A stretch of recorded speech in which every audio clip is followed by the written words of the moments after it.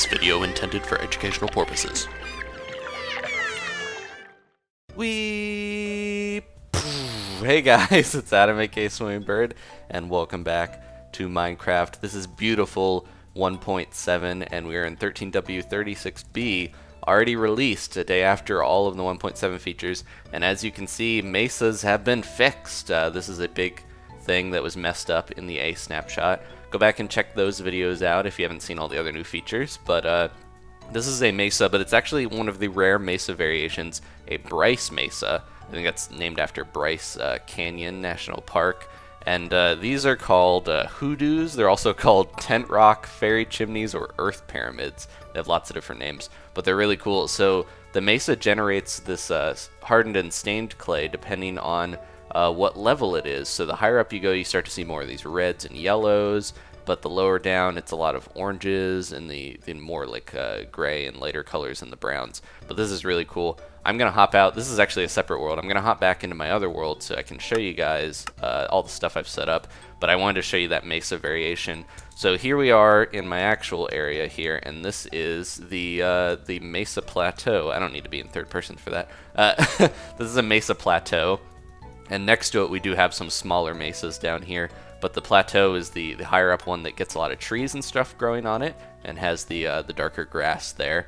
So this is also on the Minecraft seed. If you just type in Minecraft, then you can find this here. But yeah, this is it's all generating right, and we've got a roofed forest over in the side. So I'm glad they fixed that. Some of the other things from this this little fix that they did, the super secret settings now has a use. It makes random mob sounds, and there's a door, I guess, an explosion. So they're still keeping that a secret, but I'll go back into that in a little bit here. I think that is what's going on there. Some of the other things here, they added mob statistics. Not exactly sure what they mean by that, but I think it's more to do with like the summoning and stuff. Look at those. Oh, that's really cool. So it's weird, but the little slam particles for this are a brighter green. It's not biome dependent, I guess. Some of the other things, the sound settings weren't saving when you log out, but now they all save in there, which is nice. And fish eating was weird. I can eat a fish here in a sec to show you the new types of fish. If you ate them, it would show the old particles. But I want to go into some of the more interesting 1.7 features that I didn't get to cover in the other snapshots. So let's go into these. Now the first one, this is really cool. I mentioned this in a news feature before that this was coming to Pocket Edition, but now they've added it to Vanilla. If you have a creeper and you click on them, right click to ignite them with the lighter, they will blow up even in creative. So it's a way to get a creeper to blow up even if they weren't going to blow up normally. So you can just kind of go around, and I can light a bunch of these guys. I turned mob griefing off so they won't be blowing up anything here, just in case, because I have some special mobs I want to summon that could destroy this whole area. So I'm not going to have mob griefing on. So another thing about flint and steel, it's now actually formless. So you can put these in any combination, and it's finally, you don't have to, it used to be like, which way does it go, this way or this way? But now you can put it wherever, and it will work. So that is really cool.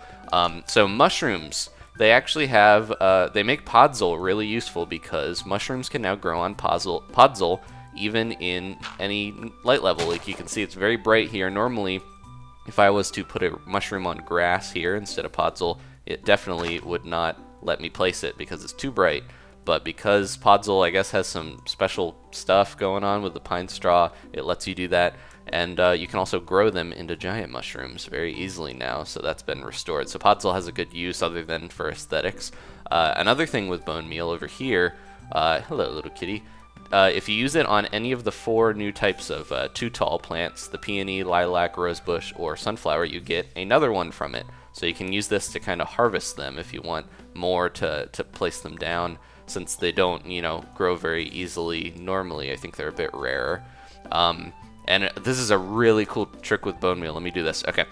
So we're going to go over here, and I'll put, I can do creepers. We'll do a couple creepers, and then I'm going to go into survival mode, and I'll see if I can pull this off. So if you have Bonemeal on you, and you're going to get killed, let me lure a creeper over here. Very quickly, I'm going to Bonemeal on the, oh, let me do it. There we go. Okay. We're cool. So the trick there is to use bone meal on a normal tall grass. It will become a double tall grass. And he's like, where'd he go? Where'd he go? I don't know. I'm a stupid creeper. So yeah, you can hide in, just like you would hide in sugarcane, you can hide in the double tall plants. And the easiest way to do that is just use it really quickly on some tall grass.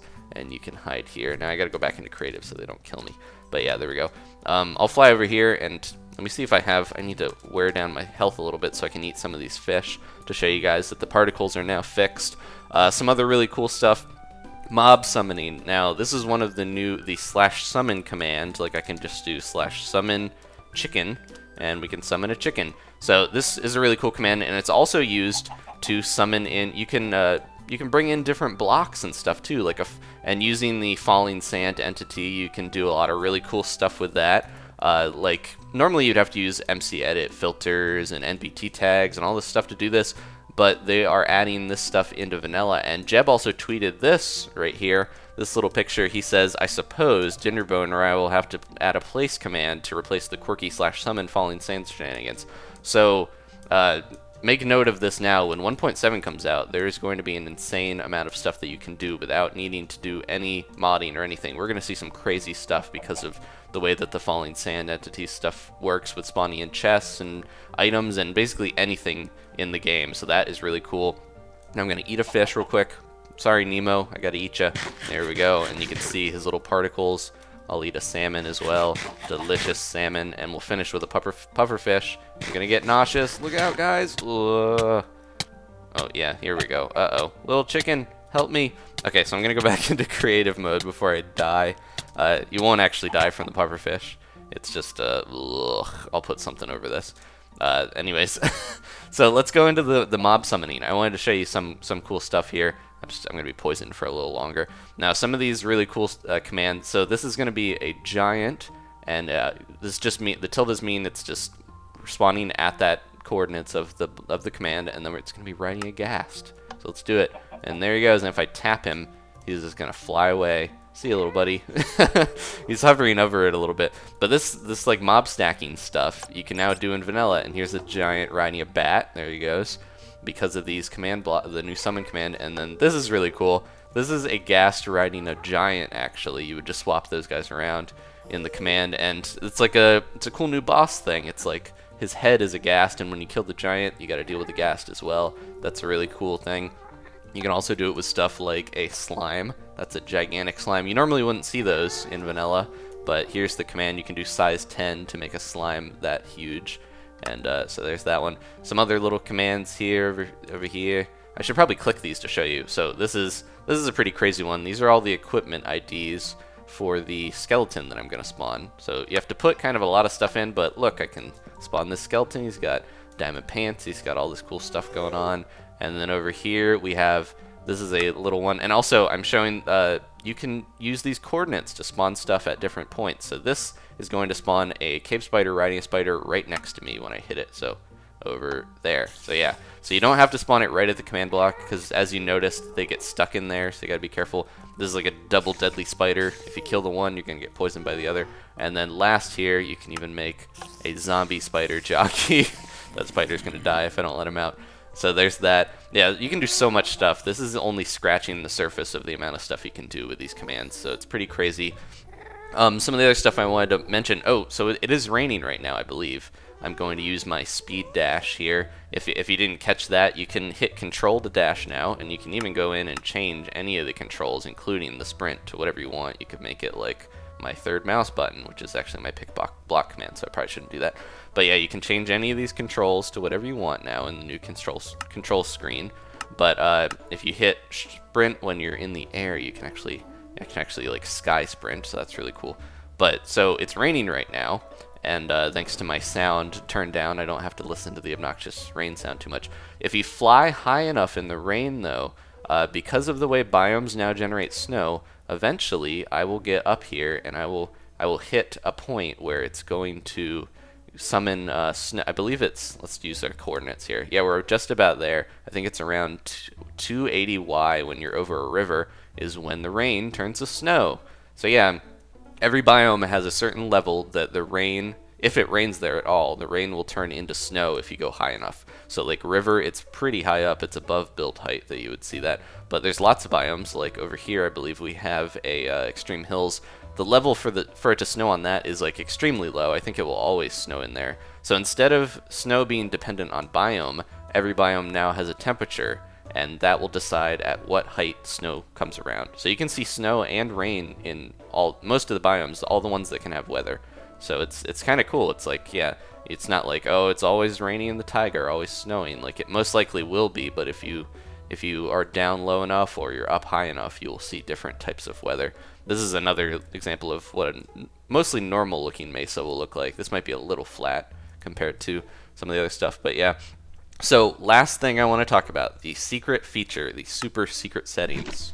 They don't just make noises. Oh, well, it does right now. So the idea is that this might be a friends list or a message feature. It's because people were looking in the files of Minecraft, and we got this picture here, including these little lights, a little message. The little message thing, I think, has been included in the Minecraft files since Minecraft Realms beta stuff. But now we've got a few more files here, and people are theorizing the little light is going to show when your friends are online, when you have a friends list, and you'll have little messages from them. Not really sure what the numbers are. Maybe that's like importance of messages or something. But anyways, the idea is that we're probably going to get some type of friends list, because a lot of the Mojang staff has been tweeting and talking about how the super secret feature is going to be really cool, and people are going to be excited about it. So I'm pretty sure that's what we're going to get, a little friends list, and maybe we can see like what servers your friends are playing on, so you can be like, hey, I want to join that server. If it's not whitelisted, like, I'll just click a button, bam, want to join them. Hopefully that's what we get, that type of thing. You don't have to like talk to your friend and be like, hey, what's your IP? Send me that, blah, blah, blah. You can just join them wherever they are, and you guys can play and have fun in Minecraft. So thank you guys for watching. I'm sure this will not be the last video I'll even do about this snapshot, because we're constantly discovering new features.